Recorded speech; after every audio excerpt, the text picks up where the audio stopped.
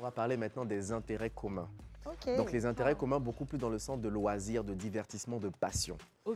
Ça aussi, Voilà. c'est très important. Aussi. Absolument. Oui. Parce que moi, je pose une question souvent à des couples pour savoir quel est le niveau d'alchimie et de complicité qu'ils ont. Si on enlève le sexe, si on enlève l'argent, est-ce que vous êtes toujours complice? Et si vous êtes complice, qu'est-ce que vous faites en fait? Vous faites quoi? Voilà. Et vous faites quoi? Je dis la question. Je pense que c'est la musique, non? Mais attends, ils font des plateaux télé, ils font des conférences. Voilà, c'est ça. Là, nous, on fait presque tout ensemble. Voilà. On fait vraiment presque C'est tout ensemble. super. C'est vraiment beau. Nous tenons toujours nos promesses. Après un acte 1 abordé avec brio, il s'agissait ensuite de vous revenir dans un délai inférieur à 2 semaines avec notre ingénieux invité Fabrice, qui dans un élan de bienveillance a décidé de nous offrir les codes nécessaires afin de s'assurer un équilibre sentimental, ou du moins un équilibre à l'entame d'une relation amoureuse et même de quoi la conduire. Eh bien, chose promise, chose due. Il sera là aujourd'hui et pas seul. Oui. Bienvenue.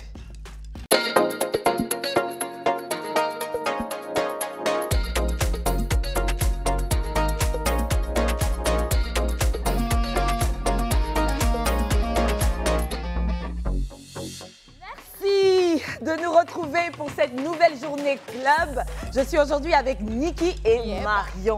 Bonsoir les filles, comment ça va? Ça va super bien et toi? Ça va. Mais j'aime va, tellement Marion? ce tableau vert et rose, tout Avec très les coloré. avec les fiches. Vous accordez. Trop. Mais Ça va, sachez que Marion? moi aussi, je marche avec le tableau. Ça va, Niki? Ça va super bien, Esther, et toi? Ça va. Je sais que tu es très impatiente. Très impatiente. On va Pour pas cette spoiler. émission-là, je ne devais pas la rater. Et Marion, toi aussi. Franchement, j'étais pas là pour l'acte 1, mais j'ai dit, mais attends, l'acte 2, quand on m'a appelé, j'ai dit, je viens tout de suite. Tu dois bah venir oui, parce je que dois venir, voilà. je dois être là. Exactement. Donc, il y a quelques jours, nous avons débuté ce captivant processus. Ah, franchement, il est utile. Il est utile à tout le monde. Oui.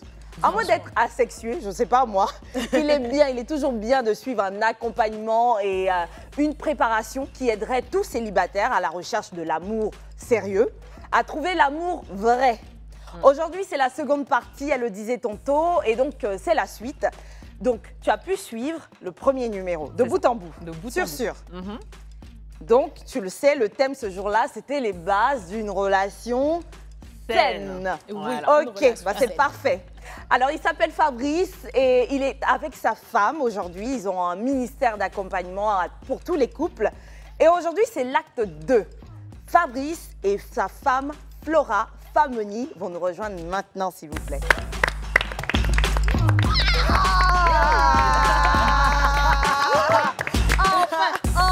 Enfin.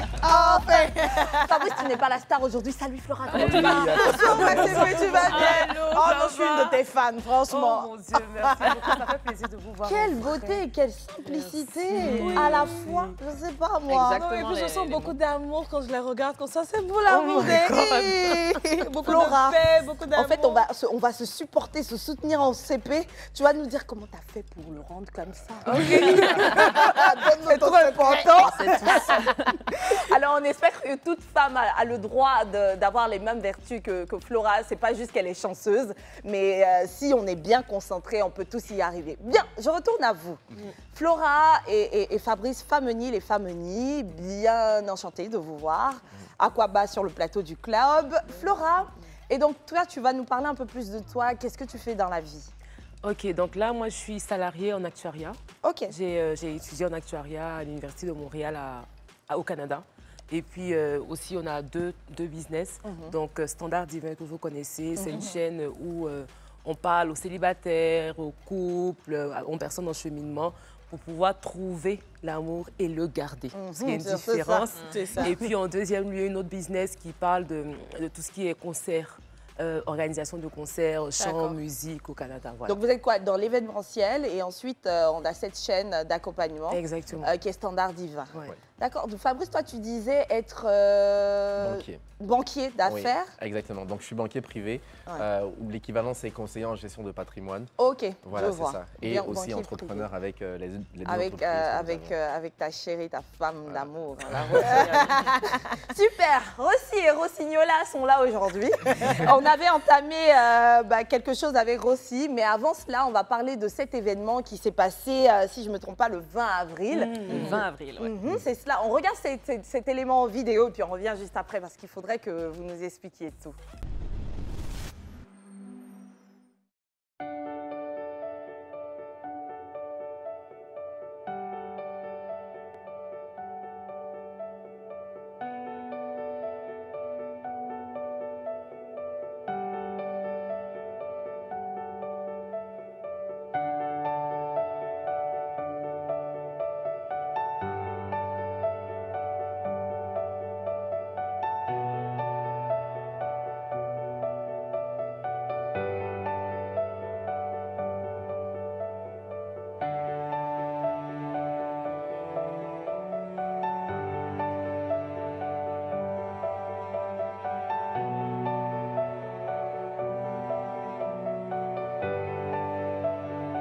Je me rappelle des fois, je lui disais, mais là, comment ça se fait une fois seulement, quoi? Quand tu vas grandir ça sur 20 ans. C'est comment? Il n'arrêtait pas de me dire, Flora, ton comportement, Flora, ton comportement. Et je ne comprenais pas. Jusqu'à ce jour, que je sois mise en face de moi-même.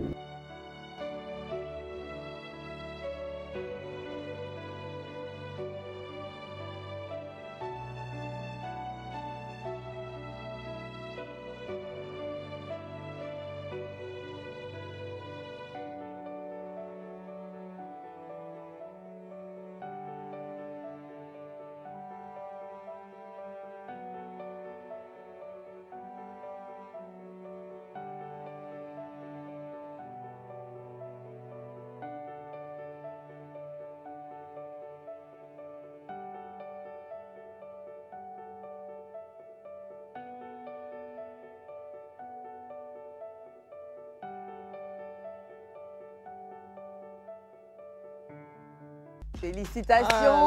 Félicitations. Les codes de l'amour, c'était ce 20 avril. Je me souviens, moi qui appréhendais tellement, je disais, mais est-ce que les gens vont oser y aller? Parce que c'est pas toujours facile de s'afficher comme ça, non seulement avec son pain, et puis de se dire, on vient nous donner des conseils devant tout le monde par rapport à l'amour. Mais je vois que ça a été engagé, tu l'avais promis toi-même, sous un angle un peu plus général. Exactement. Où on dit déjà aux gens, il faut savoir s'aimer, etc. On n'est pas en train de dire, on va vous aider à régler des problèmes, donc que vous avez des problèmes. Donc, super. Et il y a eu un moment de prière apparemment. Oui, c'était spontané. D'accord. Et pas, voilà, c'est une personne qui s'est levée et puis qui a posé une question en fonction de ce que j'avais dit pendant la conférence et puis qui s'est mise à pleurer parce qu'on est parti deep, quand même profond dans ce que les gens vivent. On n'est pas resté sur la superficialité et c'est ça aussi l'atteinte de nos événements. Comment vous faites Voilà, ça sans les connaître? La bonne nouvelle, j'ai vu une petite tête là-bas. Marion, c'était moi les filles. C'était moi, j'ai assisté à votre événement. Ah bon. Ce samedi, je vous ai pas vu. Attendez. Qui? Tu n'as pas vu l'autre tête? On était là, mais on était derrière parce qu'on était avec nos pères. On est en train de veiller à ce que tout se passe bien. Vous avez raté. Franchement, Dis-nous tout. l'événement était sensationnel. En fait, c'est le genre d'événement, tu ressors rafraîchi. Tu ressors vraiment, tu sens que tu as fait quelque chose de bon dans ta journée, tu ressors avec plein de bonnes décisions, de bonne volonté pour ton goût, pour voilà, pour ce que tu es en train de construire. Et comme j'ai dit, moi, avant de recommencer à date, j'étais dans une période de célibat pendant 3 ans. Vraiment, je me suis beaucoup informée, j'ai assisté à beaucoup de conférences.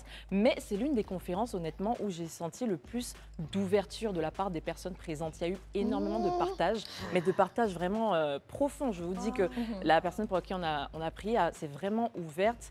Et la petite histoire, j'étais venue donc avec mon chéri qui est musulman.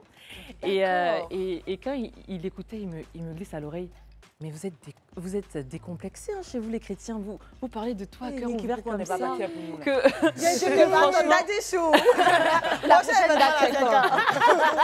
Il a dit que vous êtes vraiment, c'est la première fois qu'il voit ça, des gens qui ne se connaissent pas, mais qui arrivent à s'ouvrir comme ça. Et pour lui, ça l'a béni. Franchement, il est sorti également béni. Mais tu le dis, hein, c'est pas tout le temps. C'est vrai qu'on est, on est peut-être décomplexé, mais tout le monde n'arrive pas à faire adhérer à un public qui est inconnu à la base, à cet esprit, à cet état d'esprit. Tu as dit, tu as participé à plusieurs conférences, mais ça n'a pas toujours été ainsi. Et du coup, il y a il y a la touche secrète. C'est laquelle? Ben, je pense que c'est un peu notre histoire. On ne peut pas demander aux gens d'être vulnérables si nous aussi, nous ne le sommes pas. C'est ça. D'accord. Donc, on n'hésite pas de parler de nos échecs, nos erreurs, les choses que nous avons mal fait, appliquées avant le mariage et même aussi les premières années de notre mariage. Et on est là pour inspirer les gens. Voilà, donc je pense que c'est ça qui a un peu le déclic. On ne se positionne pas en termes de donneurs de leçons, mais plutôt comme des personnes qui sont là pour partager et pour inspirer les gens à pouvoir évoluer comme eux aussi veulent évoluer. Et qui sont passés aussi par là. Hein, Ouais. Parce que franchement, à vous entendre parler, moi, je me suis dit que je ne suis pas la seule à peut-être vivre certaines choses. Ce que je vis, quelqu'un d'autre l'a vécu avant moi et cette personne a le courage de témoigner. Donc quand c'est comme ça touche plus de personnes. Ouais. Bon, le 20 avril est passé. Mais si on veut savoir ce que vous avez dit là, on fait comment? Est-ce qu'il y a un code, un numéro qu'on peut composer, payer une certaine somme pour recevoir la conférence digitale? Est-ce qu'on y a pensé? Vous avez filmé? On a filmé justement, mais on va publier de façon gratuite quelques extraits de 3 ou 5 minutes. Non, ça suffit pas. Ouais, c'est ça. Mais c'est prévu pour la prochaine fois, quand on va faire un événement d'ici 4 mois maximum, on se dit avant la fin de l'été, on va permettre à des personnes qui sont peut-être aussi à l'extérieur du pays de pouvoir y assister de façon Et digitale. justement, vous êtes à votre quelle conférence que vous La avez organisée? 6e. La 6e? La sixième. Ouais. D'accord. Ils nous ont Non, mais challengé c'est un peu bien. au début. Ils ont dit qu'ils étaient au Cameroun. Donc, il fallait qu'on puisse démontrer que c'est la Côte d'Ivoire. Non, mais c'est un peu rare. Hein. Là, vous reprenez dans 6 mois déjà. Je veux dire, je crois que vous en faites au moins deux par Minimum année. 2 par année. C'est pas mal. Franchement, c'est pas mal parce que ça demande une grande préparation. Oui. On est là pour 2 heures d'échange ou 3 heures maximum, mais il y a un grand travail derrière. Oui. D'introspection même aussi. Et puis ensuite, vous êtes 2. Donc après avoir fini avec le sur soi, on doit créer un nous. Bon, heureusement, vous êtes bien partis tous les deux. Mais là, c'est un nous pour les autres. Oui. Bravo. Merci Bravo beaucoup. ça encore fait une fois. plaisir. Bravo. C'était sympa. Marion, dire toutes ces belles choses, je suis rassurée et même envieuse de ne pas avoir été là. On va se rattraper. Heureusement, ça tombe juste avant l'été, j'espère pas pendant Oui, l'été. avant l'été. Avant l'été. Avant la fin de l'été. Avant la fin de l'été. Oui, on est de me va. retour des On est de vacances. retour des vacances. Ah, c'est bon ça. Quoi que Moi, j'aurais ça aimé avant d'aller en vacances, avoir les armes nécessaires. Mais ça va, je crois que sur vos différentes pages, vous interagissez quand même. Oui, Oui, d'accord. beaucoup. Des publications, des vidéos, super. des réels, des Super, quiz, donc oui, super, on est assez super. actifs. C'est parfait. Alors, pour entrer dans le vif du sujet, on va regarder une vidéo récap parce qu'on a déjà reçu Fabrice sur ce plateau avec qui on a parlé de 4 piliers. Allez, on y va. Vidéo. La première base sur laquelle on va mettre l'emphase, c'est au niveau des valeurs. Ok. Voilà, donc pourquoi est-ce que c'est important d'établir les valeurs, non simplement personnelles, mais d'éprouver les valeurs aussi de son partenaire? Parce que les valeurs ont tendance à être stables avec le temps et même ont tendance à se bonifier avec le temps. Valeur numéro 2, on va parler des langages d'amour. Donc les langages d'amour, on le sait, il y en a 5.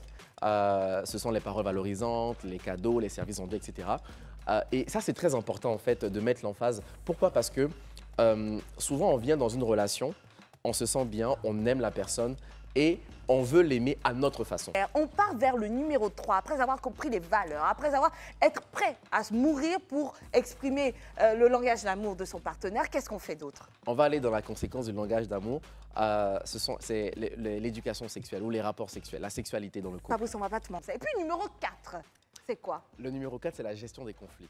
6 autres piliers, 6 autres valeurs, bases qui pourraient aider quiconque à trouver, à créer une relation saine, sont à développer aujourd'hui. Bien sûr, on l'a dit, on l'a revu dans la vidéo, on a parlé du langage de l'amour, de la sexualité, de la gestion des conflits, de l'éducation financière. Ça, c'est maintenant qu'on va l'aborder. Franchement, ça, c'est total. C'est un terrain méconnu. Hein. Non, mais c'est un terrain très méconnu parce que l'argent qui est là, ça divise. Ouais.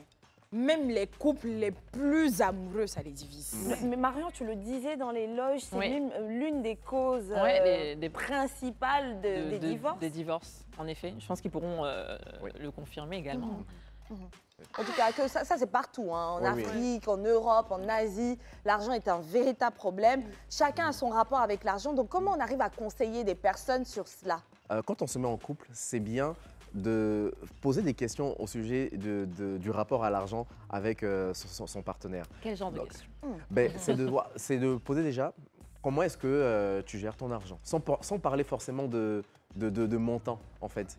Et si la personne ne sait même pas comment la personne gère son argent aussi? Ben, si la personne ne sait pas comment elle gère son argent, que c'est ça un en dit long problème. C'est une déjà sur réponse son aussi. rapport à l'argent. Ouais. Non, Il y attends, a soyons sincères entre nous, hein. Est-ce que toi, Nick, ici, on te demande comment tu gères ton argent, tu peux tout de suite répondre comme ça? Non, je ne serais pas honnête, franchement. Alors que je te trouve plutôt très organisée avec ton argent. Oui. Au contraire, même la go, elle est... Mais est-ce qu'on a toujours les mots? On n'a pas forcément les mots, mais justement, je peux donner quelques exemples pour pouvoir discerner un peu le type de rapport à l'argent que votre partenaire a. Ok. Vous pouvez parler par exemple d'investissement. Tu peux lui dire, chérie, depuis ces 2 dernières années, quelles sont les meilleures décisions financières que tu as prises dans ton portefeuille, exemple, ou dans tes revenus? Qu'est-ce qui te rend fier quand on parle d'argent?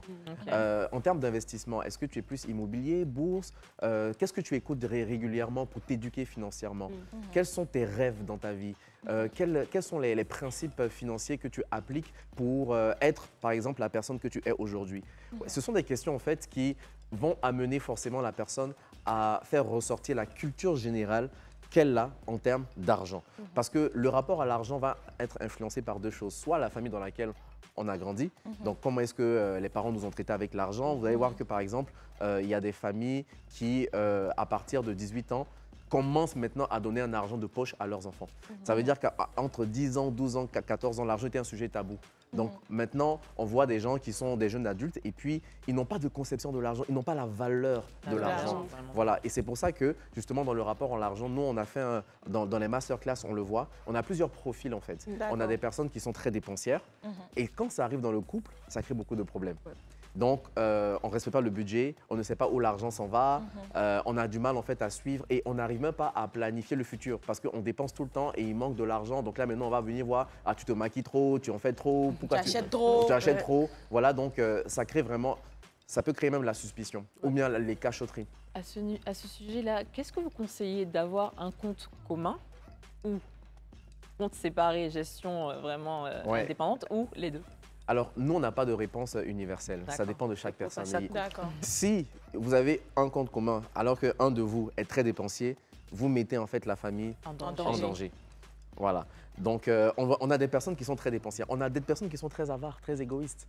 Oui. On a des personnes qui sont très anxieuses au niveau de l'argent. C'est-à-dire, ce n'est pas l'avarisme à proprement parler, c'est que pour elles, le fait de dépenser, c'est comme s'exposer. C'est-à-dire, elles ont tellement vécu la galère dans leur vie, elles ont tellement traversé des situations humiliantes qu'elles se disent, à partir d'aujourd'hui, je n'ai que l'argent pour me protéger. Donc, même si ma femme ou même mon mari a besoin de moi, je vais inventer des histoires, pas parce que je ne l'aime pas, mais parce que je vis une anxiété qui ne peut être que résolue par le fait d'avoir beaucoup d'argent. Je ne veux pas manquer d'argent. Voilà, exactement. J'ai vu aussi qu'on a des personnes qui sont victimes du syndrome de l'imposteur. Donc, c'est-à-dire, ce sont des personnes qui se sentent illégitimes de réclamer certaines choses. Exemple, vous allez voir un pain qui va donner beaucoup d'argent, ou bien qui va prêter de l'argent à ses amis, etc.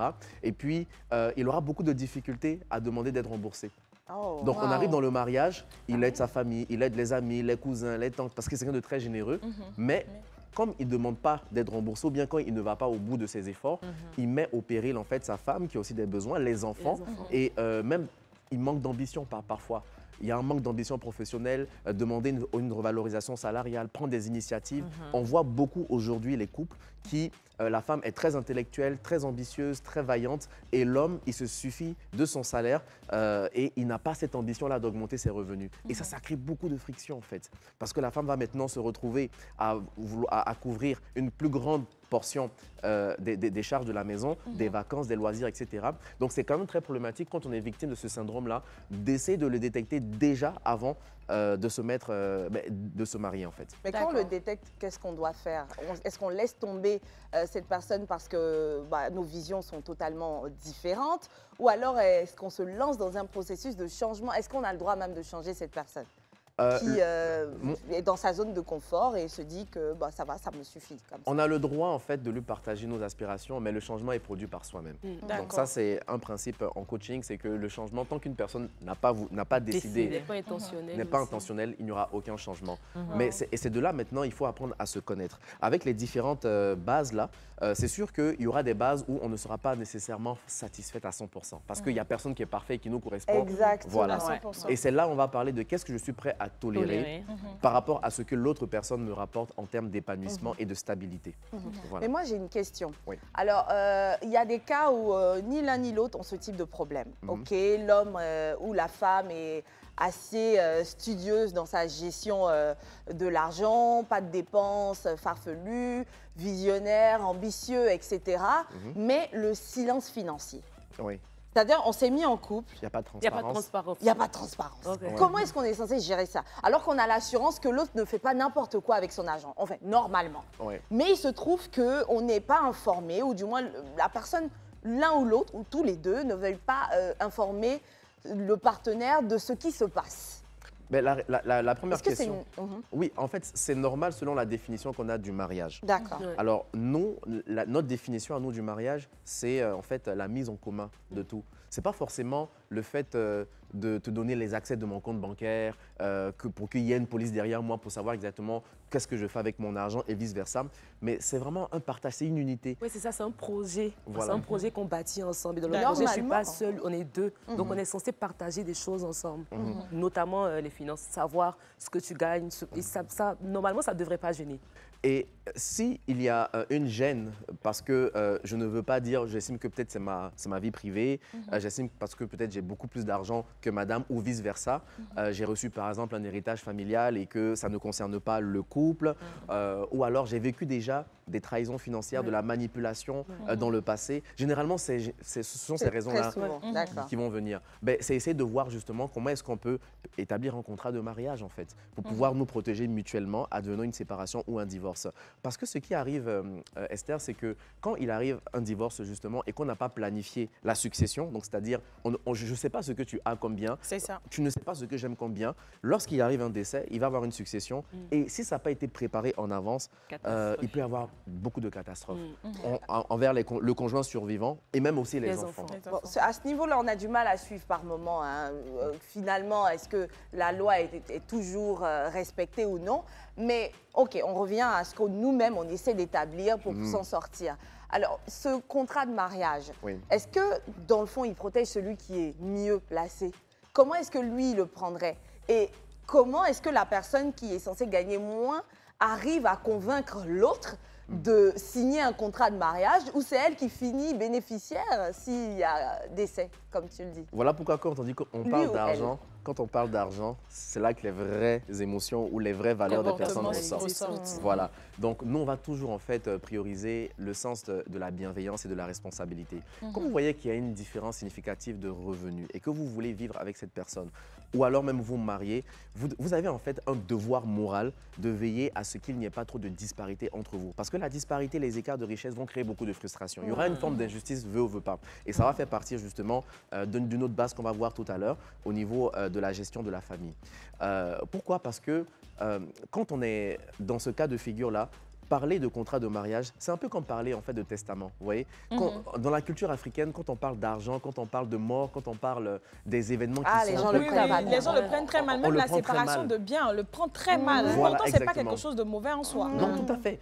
Si j'ai une voiture et que je prends une assurance voiture, c'est pas que je veux faire un accident. C'est que si jamais Il y a il arrive un quelque chose. accident, ben, au moins on va limiter les dégâts. Donc je pense qu'il y a beaucoup d'éducation justement à promouvoir et juste avoir ces discussions-là au préalable avant de se marier. Parce qu'une fois qu'on est marié, on ne peut plus faire autre chose. Moi, on a rencontré un couple il y a quelques jours ils se sont mariés sous le régime de communauté de biens. Ils ont eu plusieurs années de mariage et là, en ce moment, ils sont sous la voie de la séparation. Et ça fait au moins 3 ou 4 ans que le monsieur ne veut pas Le divorce. Non, il ne veut pas le divorce parce qu'il estime avoir plus de biens dans le mariage. Oui, c'est cela. Et donc là, ça fait 4 ans, ils sont obligés de rester ensemble, de se supporter parce qu'il ne veut pas divorcer. Mais il n'y a plus d'amour du tout, ce sont des colocataires. Alors que si ces choses-là avaient été établies dès le début, on ne serait pas obligé de supporter. On va espérer que cette situation crée une réunion, pourquoi pas. Allez, on va passer au point numéro 6, hein, les filles, si vous permettez, parce qu'il ne faudrait surtout pas qu'aujourd'hui, on ne puisse pas terminer. Alors après, l'éducation financière, qu'est-ce qu'on a d'autre? Alors, on a la gestion de la famille. Donc, il faut s'accorder justement sur la gestion de la famille. Dans la gestion de la famille, on va parler de 3 volets principaux. Donc, on va voir le modèle parental qu'on veut inculquer aux enfants. C'est-à-dire quel type de père, quel type de mère je veux être vis-à-vis des enfants. Mais ça, on doit en parler avant. On va en parler absolument. Oui. Absolument. Oui, surtout si vous avez déjà un enfant, s'il y a un des conjoints ou si les 2 conjoints ont déjà un enfant. Ça, c'est généralement l'une des premières choses en fait que des pères solo ou des mères solo évoquent dans les datings. Donc, on part sur le cas basique, pas d'enfants. Maintenant, ils doivent ensemble réfléchir au modèle parental qu'ils vont suivre. Et donc, c'est quoi? La conversation, on est là, qu'est-ce qu'on se demande, qu'est-ce qu'on dit? OK. Ben, c'est de dire déjà, est-ce que tu veux être père? Voilà, est-ce que tu veux être papa, est-ce que tu veux être maman? Il y a des femmes aujourd'hui qui ne veulent pas d'enfants. Ils ne veulent pas d'enfants pour diverses raisons. Et des papas aussi, et des hommes aussi. Donc ça peut être quand même un sujet crucial en fait, à savoir si est-ce que notre relation est viable ou pas. Voilà, donc première chose. Deuxième chose, combien d'enfants est-ce qu'on est en mesure d'avoir? Donc, si moi, je veux 2 enfants et qu'elle, dans ses aspirations, elle veut 7 ou 8 enfants, donc une grande famille, on voit déjà que là, il y a un problème. Parce que le style de vie familial et le budget aussi est différent d'avoir un enfant ou 7 enfants. Mais comment on gère ça, finalement, de 2 à 7 Ben, c'est de voir justement... La négociation. La négociation. À un moment donné. On va 50-50. Le juste milieu. Oui. Non, mais parce que ça arrive très souvent, après le 2e, 3e, mais monsieur dit, ben, c'est bon, hein, moi, je veux plus, hein, j'ai pas les moyens. Alors que la femme maintenant se dit, non, mais désireuse. Je suis désireuse, tu vois, et puis ça peut créer beaucoup de comparaisons, beaucoup de pression qui est exercée, etc. Donc, c'est le nombre d'enfants. Et quand je parlais aussi de modèle familial, c'est-à-dire quel type de père ou quel type de mère tu veux être avec tes enfants.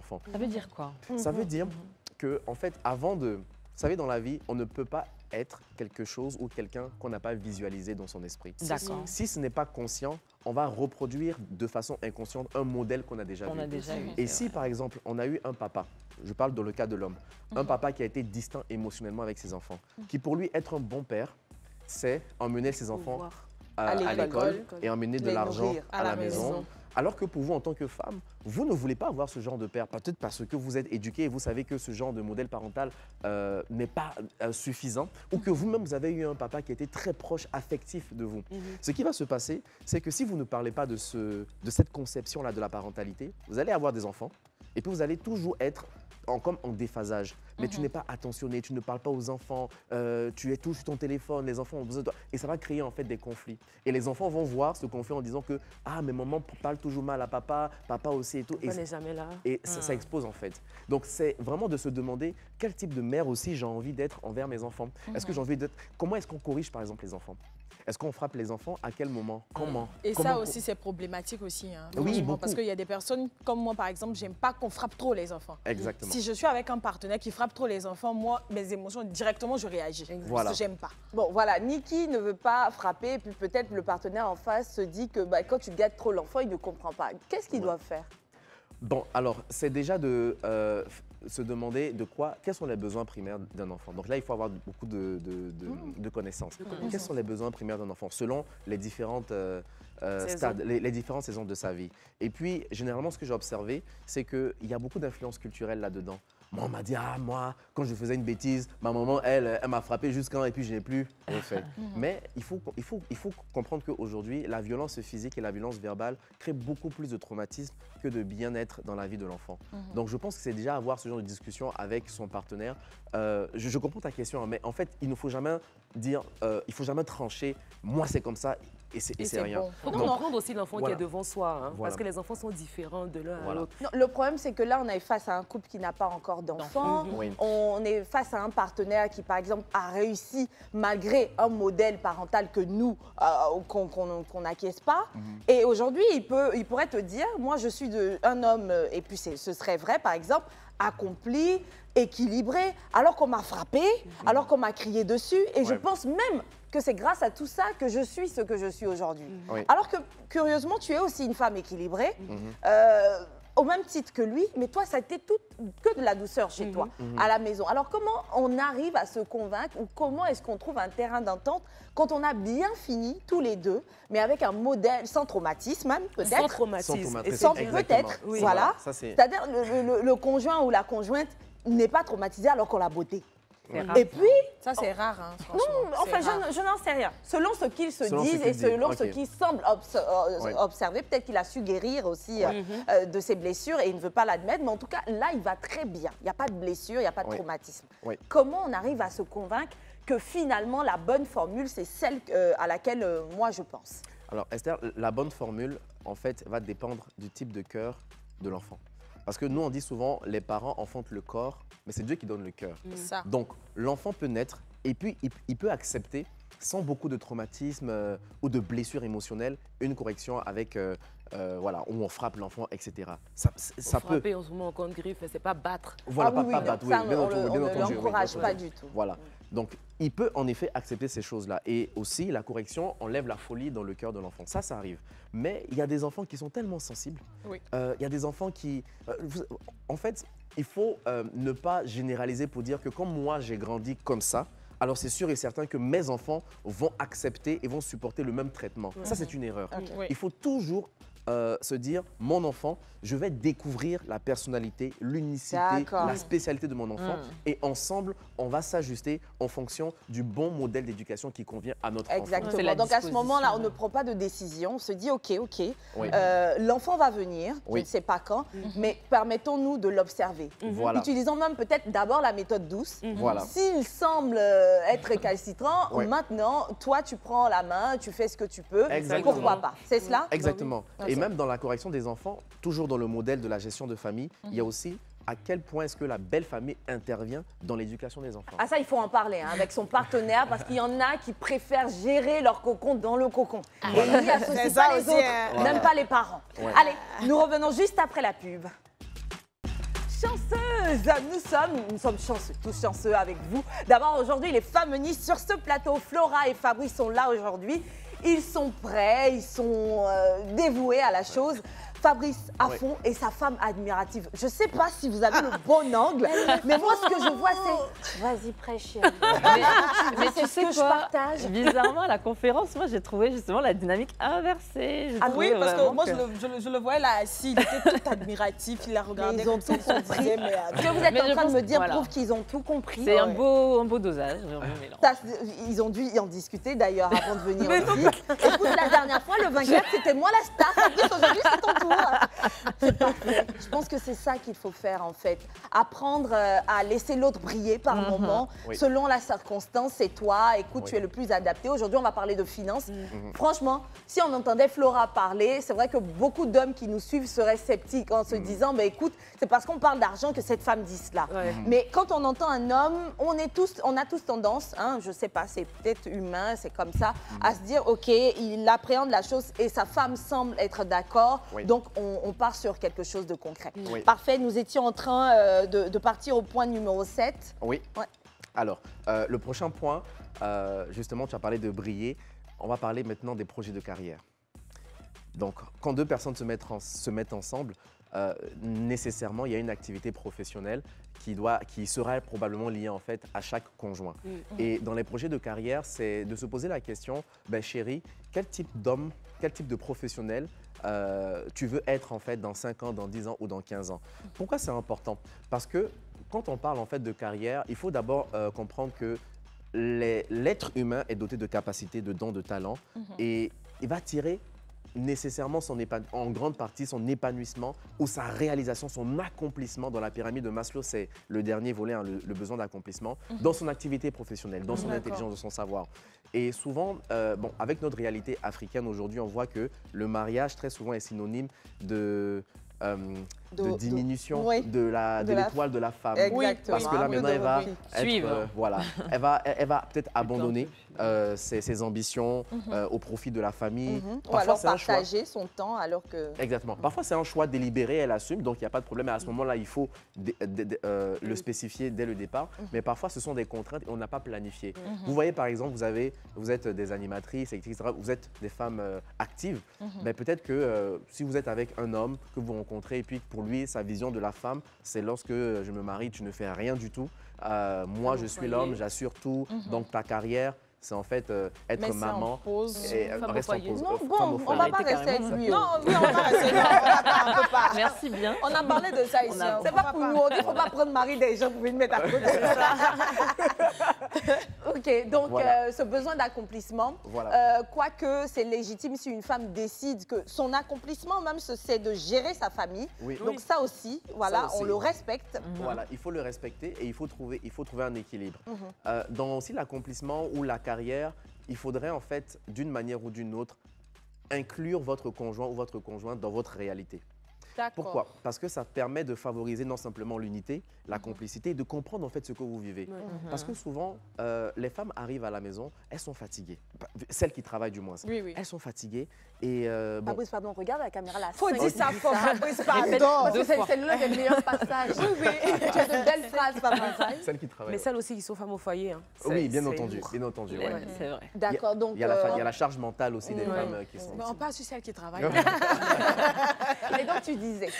Donc, je disais en fait qu'aujourd'hui, on voit des femmes qui ont une activité professionnelle et qui ont les mêmes horaires que les hommes et qui arrivent à la maison épuisées. Et si les hommes n'ont pas conscience en fait du niveau de la charge mentale, des responsabilités, des occupations professionnelles qu'elles ont, ils ne vont pas comprendre cette phrase-là qu'elles disent tout le temps « je suis fatiguée ». Vous voyez? Mais quand tu sais ce que ta femme fait, ce que ta chérie fait, quand tu sais le nombre d'appels qu'elle fait, le stress, la planification, l'organisation, donc tu es un peu comme immergé dans son monde professionnel, tu auras un peu plus d'empathie et de bienveillance pour ne pas rajouter davantage de fardeau sur elle à la maison afin qu'elle fasse tout ce que tu as envie de faire et que, par exemple, la nounou, tu estimes que peut-être la nounou, ce n'est pas à elle de faire ça parce que tu es mangé dans les doigts de ta femme, par exemple. Et même aussi le soir, la sexualité, etc. Donc j'ai envie de dire qu'aujourd'hui, on voit que les couples s'épuisent en fait parce qu'ils sont hyperactifs, ils sont ambitieux. Parfois, ils n'ont pas juste une seule activité professionnelle, ils ont des business aussi à gérer à côté. Donc c'est de voir un peu quel type en fait de dynamique on veut donner au couple individuellement pour tirer notre épanouissement et comment à la maison on peut ne pas se brûler en s'infligeant en fait de c'est toi qui dois faire ça, c'est toi, ça c'est le rôle de la femme, c'est le rôle de l'homme. Nous on dit souvent en couple non. Quand on arrive à un certain niveau de maturité, il n'y a plus de c'est toi qui dois faire, il y a c'est toi qui dois faire. Il y a la vision commune et en fonction de la vision, là maintenant on s'ajuste sans mettre des étiquettes de la femme doit préparer, l'homme doit préparer. Parce que je voulais en parler, parce que cette affaire de cuisine-là, on dit non, une femme, même si tu as un boulot, même si tu es super, hyper occupée, la cuisine c'est pour toi, la cuisine c'est ta place et tout. Est-ce que ça même c'est légitime? Est-ce que ça, c'est pas déjà frustrant? Ben, en fait, c'est inspiré de la culture. Voilà, c'est inspiré de la culture. Mais si on va dans d'autres pays, vous allez voir que, par exemple, au Canada ou même aux Antilles, les hommes... En général, c'est les hommes qui sont à la cuisine. Oui, c'est très bien réparti. Et même des gens de la diaspora.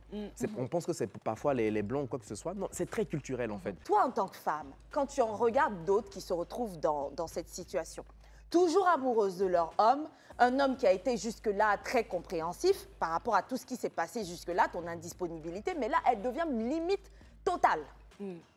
Vous aviez un arrangement que tu ne peux plus soutenir. Comment on gère ça? Qu'est-ce qu'on dit à monsieur? Ça prend beaucoup de sagesse, je pense, de la part de la femme aussi, pour pouvoir gérer ce genre de cas-là, parce qu'elle arrive à un top de sa forme professionnelle où elle est accomplie, et puis bon, on voit un manque de disponibilité à la maison. Bon, on a déjà dit, ça passe par la conversation. C'est sûr qu'on va discuter, même à un moment donné, le besoin de l'homme aussi se faire ressentir, parce qu'il a besoin de sa femme. C'est en faisant cette cuisine, peut-être chaque dimanche, qu'il ressent l'amour de sa femme. Et c'est comme ça qu'il aimerait être aimé. Donc, moi, je pense que ça va prendre beaucoup de sagesse de la part de la femme que de savoir s'organiser et diminuer, peut-être arranger ses activités de sorte que les dimanches, elle puisse passer 1 heure, 2 heures, ou bien peut-être diminuer ses temps de sommeil. Donc, elle va rentrer samedi soir, elle est brûlée. Mais je sais que dimanche, je veux faire plaisir à mon mari parce que le mariage aussi, c'est l'amour, c'est la bienveillance, c'est donner, c'est se sacrifier aussi pour l'autre. Donc, c'est de se dire, bon, aujourd'hui, je sais que je suis fatiguée samedi soir. Je ne vais pas dormir 8 heures, je ne vais pas dormir 4 heures. Je vais dormir juste peut-être 2 heures, 3 heures. Je me lève matin, je fais la petite nourriture, je suis à côté de lui. Et juste ça, il va voir que tu étais brûlée parce qu'il connaît ton emploi du temps. Il sait que tu étais brûlée, mais que tu as quand même fait l'effort de lui faire plaisir. Je pense qu'il pourra même te laisser partir faire ton activité de dimanche. Oui, donc quelle faire l'effort, c'est pas faux parce que cette même dame, si elle recevait un appel imprévu comme ça d'une autorité avec qui elle souhaitait travailler, tout à coup, allez, l'énergie apparaîtrait. Alors, il faut aussi donner. Parce que c'est vrai que, voilà, mais il faut donner. Oui, il faut donner. C'est ce sacrifice-là. Je me demandais au final ce point-là de vision, si je reprends bien ce que vous avez dit, de vision au niveau de la carrière et tout. C'est pas quelque chose que vous encouragerez plutôt à faire en tant que célibataire avant même de rentrer dans une relation? Parce qu'au final, je me souviens en tout cas avoir été avec quelqu'un et je me suis penchée sur la question, c'est quoi tes aspirations, ta vision au niveau de ta carrière? Et lui-même n'y était pas du tout encore au niveau de sa conception dans sa tête. Oui. Et je me demandais, est-ce que c'est à moi de faire ce travail pour lui, de rester à ses côtés pour faire, ou de, au final, le laisser pour se découvrir. Mais vous aviez quel âge? 26, je dirais 27. Ok. C'est sûr qu'il y a des saisons de vie. Dans la vingtaine, on peut tolérer que la vision d'un homme ne soit pas totalement claire. On peut tolérer. Parce que, bon, 18 ans, 19 ans, 20 ans, on commence à se chercher dans l'école. Et puis, il y a des personnes qui commencent une voie universitaire. Et malheureusement, ils n'ont pas aimé. Donc, voilà, donc ça arrive. Mais à partir de 30 ans, quand un homme n'a pas de vision à partir de 30 ans, j'estime que c'est quand même grave. Il ne peut pas se mettre en couple. Parce que la femme vient l'accompagner. Pas juste l'accompagner lui, mais aussi se réaliser dans l'aide qu'elle va apporter à cet homme-là. Donc, s'il ne sait pas ce qu'il veut devenir en tant qu'homme et tout, qu'il se fasse former. Il y a assez de coachs, il y a assez de ressources pour pouvoir l'aider. Moi, dans mon cas, ça n'a pas été le cas. C'est-à-dire, les 2-3 premières années, j'avais une idée globale de ce que je voulais être. Mais elle m'a aidé avec l'éducation financière, avec ma carrière. Et j'ai embrassé ma vision de vie, ma vocation et tout, et c'était vraiment très clair. Avoir une vision commune avec son partenaire n'implique pas qu'on n'a pas le droit d'avoir une carrière, une vision de carrière personnelle. Les gens, notez-le bien. On se retrouve juste après la pub. Il y a de fortes chances que si tu réussis à bâtir une relation sur beaucoup de sainteté, tu verras qu'avec le temps, les choses se passeront bien. Et aujourd'hui, Fabrice et Flora sont en train de nous le dire, de nous redire, et puis de leur expérience à eux-mêmes, on voit que la chose est vraie. Alors, il nous reste encore 3 bases. Oui. La 8e. La 8e, on va parler maintenant de la spiritualité. Ah, ça c'est très important parce que j'ai dit ici que je ne peux pas me mettre en couple avec la personne qui n'a pas la même spiritualité que moi. Attends.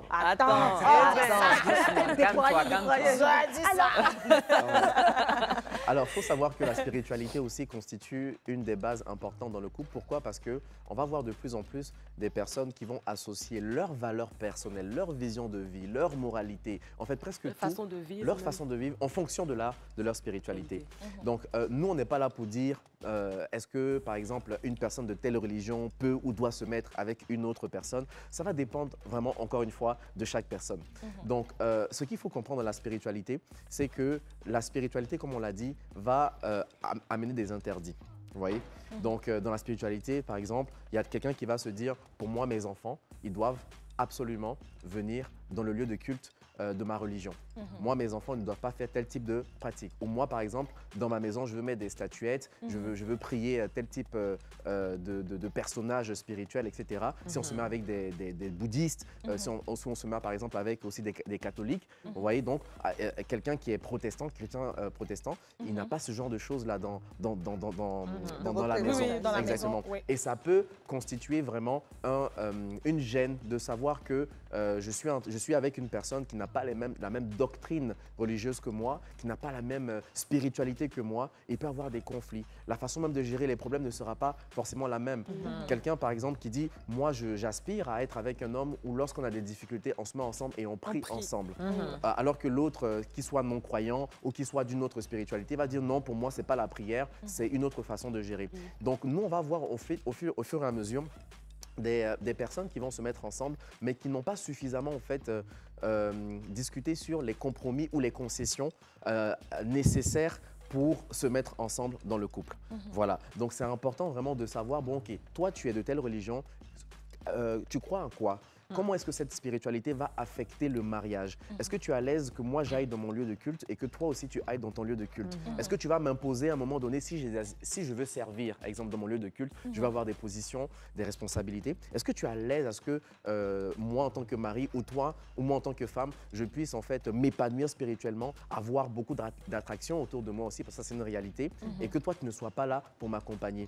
Voilà, donc ce sont des questions qu'il faut se poser parce que nous on le voit de plus en plus, et des femmes aussi souvent, je termine avec ça, qui se sentent très seules dans leur couple spirituellement parce qu'elles ne voient pas l'homme les couvrir spirituellement par la prière, etc. Parce que dans le fond, c'est ce à quoi on aspire quand même, que l'homme soit... on a toujours cette image de la femme qui soit est derrière l'homme ou l'homme qui, voilà, parce que... Protecteur. Voilà, protection, c'est ça, c'est une limite générale, non, je crois. Très souvent, les femmes le souhaitent ainsi. C'est un besoin de protection. D'accord, donc c'est un sujet en fait à aborder coûte que coûte, comme tous les autres d'ailleurs. Oui. Non, quand on a parlé de protection, ça me ramenait à la conférence, les 3 P dont vous aviez parlé. Exactement. Je crois que c'est protection, propulsion et pourvoyeur. Ouais, c'est ça. Voilà, maintenant on veut savoir. Propulsion et pourvoyeur, comme pour dire. Voilà, donc je parlais en fait des rôles d'un bon mari. Ouais. Alors, propulseur, c'est un homme en fait qui arrive à faire ressortir le meilleur dans la vie de sa femme en termes de capacité, de talent, de potentiel. Protecteur, c'est celui qui va rassurer émotionnellement, qui va rassurer spirituellement aussi sa femme. Donc, c'est-à-dire lorsqu'elle est en danger, lorsqu'elle est en détresse, il va prier pour elle et il va la couvrir de bonnes paroles pour sécuriser son âme. Donc, ces 3 P sont des vertus que devraient avoir tous les hommes envers leurs femmes. Ces 3 P sont des vertus que devraient avoir tous les hommes. Alors, nous avons encore 2 dernières valeurs. Quelles sont-elles? Alors, la prochaine, on va parler maintenant des intérêts communs. Donc, les intérêts communs, beaucoup plus dans le sens de loisirs, de divertissement, de passion. Ça aussi, c'est très important. Absolument. Parce que moi, je pose une question souvent à des couples pour savoir quel est le niveau d'alchimie, de complicité qu'ils ont. Si on enlève le sexe, si on enlève l'argent, est-ce que vous êtes toujours complice? Et si vous êtes complice, qu'est-ce que vous faites en fait? Vous faites quoi? Voilà. Et vous faites quoi? Je dis la question. Je pense que c'est la musique, non? Mais attends, ils font des plateaux télé, ils font des conférences. Voilà, c'est ça. Nous, on fait presque tout ensemble. On fait vraiment presque tout ensemble. C'est vraiment beau.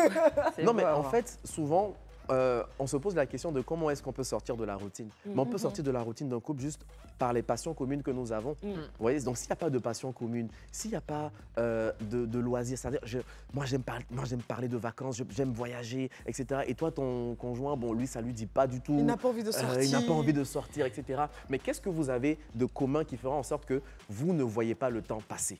Ouais, parce qu'aujourd'hui, les couples s'ennuient parce qu'ils n'ont rien à faire. Mais le temps, ça tue l'amour.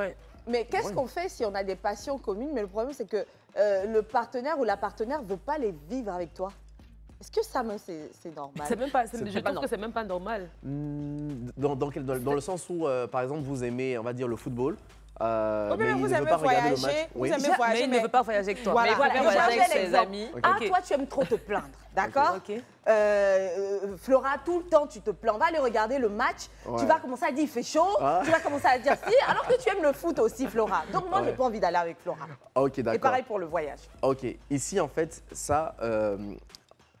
Là, je vais parler de beaucoup plus d'intelligence émotionnelle de la part des hommes et aussi des femmes. C'est-à-dire, il faut comprendre que les intérêts communs, ce sont des points d'attraction, ce sont des prétextes pour passer du temps ensemble. D'accord. C'est-à-dire, on ne le fait pas à cause de la chose en question. elle-même. On le fait parce que je veux passer passer du temps avec ma femme. Donc, parce que je m'intéresse à ma femme ou à mon mari, même si on a une passion commune et qu'elle parle pendant que moi j'ai envie d'être concentré, ben, je vais tout simplement trouver une façon de faire pour passer du temps avec elle. Donc, même s'il faut que je parle moins, je vais être avec elle ou je vais essayer peut-être de changer de cadre aussi, tu vois. Donc, le simple fait d'essayer d'innover, peut-être que lorsqu'il aura son match de football, moi, j'ai pas envie d'être là à être silencieuse et tout, mais je vais essayer de préparer à côté, je vais essayer d'attirer son attention. Oui, d'être câline un peu. D'être câline, voilà. C'est pas forcément l'activité en tant que telle, mais c'est tout ce qu'on met autour pour passer du temps avec la personne.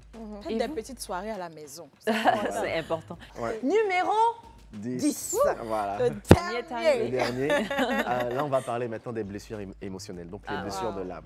Voilà. Donc, c'est important de savoir quelles sont, entre guillemets, les poubelles émotionnelles, donc les déchets que votre partenaire a potentiellement accumulés durant son enfance ou durant sa phase de jeune adulte. Pourquoi? Parce que ça va forcément influencer dans la relation. Alors, en parlant de blessures émotionnelles, il y a à peu près 5 types de blessures de l'âme. Il y a la blessure du rejet, la blessure de l'abandon, de l'injustice, de la trahison et puis de l'humiliation. Donc, on peut retrouver en fait la description exacte dans le livre de Lise Bourbeau, Les 5 blessures de l'âme, qui est quand même une des références en matière de thérapie. Mais c'est important. Pourquoi? Parce que quand on est blessé, et le livre l'explique très bien, on va porter des masques en fait. Par exemple, celui qui a la blessure du rejet, il pense qu'il n'est pas digne d'être aimé et donc il va avoir tendance à fuir l'amour des gens. Donc vous allez voir dans votre couple, vous ne comprenez pas pourquoi est-ce que vous courez après l'amour de votre partenaire. C'est-à-dire qu'il a des comportements distants, il pense que parfois il vous reproche de faire certaines choses, c'est pas suffisant. En fait, ce n'est jamais suffisant pour lui, mais en fait, lui-même, il fait pas. lui-même, il ne fait pas. C'est parce qu'il fuit l'amour. Il y a des personnes qui ont la blessure de l'abandon, c'est-à-dire elles souffrent de la peur d'être abandonnées. Elles sont très jalouses. Elles sont très jalouses. Du coup, elles deviennent comme des sanctions. Exactement. Donc, une dépendance affective. Tu es où? Tu es avec qui? Montre-moi une capture d'écran. Montre-moi une capture de vidéo. Avec l'horloge derrière. Elles ne sont pas là. Exactement. Et donc, en fait, ça va vraiment influencer la façon dont la personne va vivre sa relation parce que c'est un peu comme si vous avez une lunette de couleur rouge, par exemple. Donc, vous allez voir la vie rouge alors qu'elle n'est pas rouge. Et donc, vous parlez, en fait, vous voyez, on ne peut pas avoir de bonne communication tant qu'on n'est pas nous-mêmes en fait sains émotionnellement. Parce que ça sera toujours biaisé. Je te dis une phrase, toi tu l'interprètes différemment.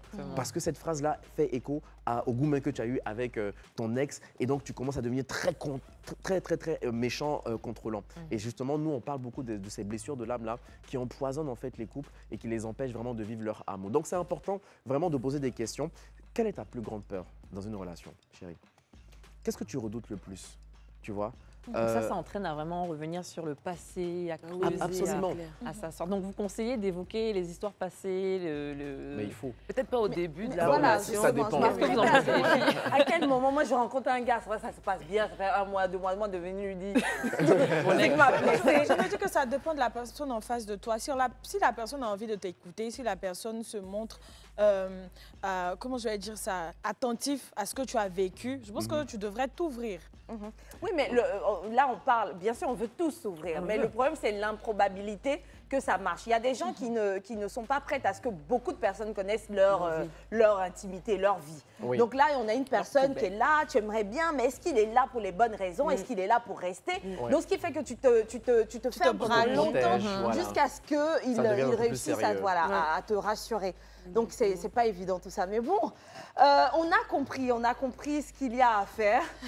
On sait qu'il y a beaucoup à faire dès les débuts. En tout cas, moi, de tout cet échange-là, depuis la première émission jusqu'à aujourd'hui, moi, j'ai compris tout simplement que ces bases-là, ça demande une ouverture d'esprit et puis d'être vraiment très honnête. Oui.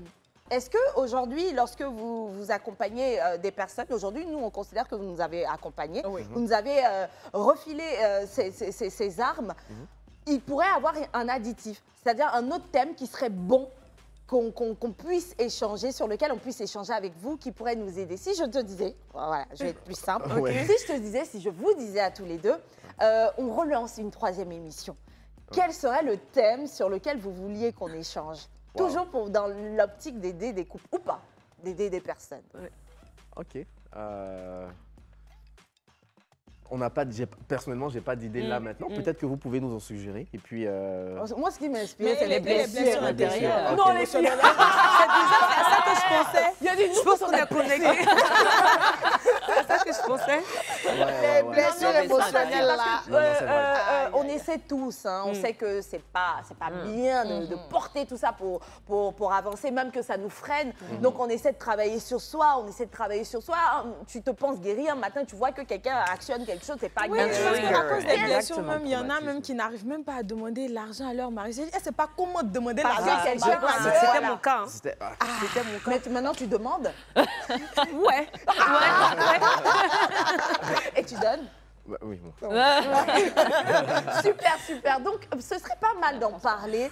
Comment est-ce qu'on fait si... Parce que ce n'est pas tout le monde qui a les moyens financiers d'aller voir un psychologue qui est censé nous aider à guérir de nos blessures intérieures. Peut-être est-ce qu'il y a des formules. C'est vrai que ça ne va pas se faire en une année, mais déjà même, ce serait très bien qu'après une année, on ait un peu évolué. Oui, Est-ce qu'il y a des formules, des questions qu'on pourrait se poser, des missions qu'on pourrait se donner pour pouvoir progressivement déjà identifier ses blessures et arriver à en guérir? Absolument. Est-ce qu'on pourrait le remettre, ce Et thème? là, du coup, justement, en masterclass, on a 10 questions à se poser pour pouvoir connaître notre état émotionnel. Et justement, on propose des solutions pour travailler sur soi. Ouais. Et on en Un a parlé à la masterclass. conférence, hein. Il y en avait deux. Il y avait deux clés qu'on Ouais. avait. Oui, écoute, je vais pas tout vous dire. Hein. Oui, on va pas tout dévoiler. Ah, la suite, prochainement. Ah, dans la suite. Est-ce que là, on n'établira pas de date, Oui. mais si on voulait vous avoir sur ce plateau de nouveau, est-ce qu'on dit oui déjà? Oui, ça Oui, nous ferait oui. plaisir. D'accord. Est-ce qu'on pourrait être parmi vos priorités? C'est-à-dire, dès qu'on a un petit timing de livre, on appelle les gars du club et puis on leur dit, bon, ben, écoutez les filles, on peut venir avec Flora Il y a pas de pour problème. parler des blessures intérieures. On est là. Bien sûr. Voyez-vous, cette Merci, c'est émission, il faut rater aucun numéro. On va laisser nos invités nous donner leur mot de fin. Flora? Oui, mais merci beaucoup de l'invitation. Ça nous a fait plaisir d'être là, surtout moi. C'est la première fois, j'avais vu la première émission, elle était géniale. Et vraiment, merci. C'est nous qui avons trouvé ton mari génial.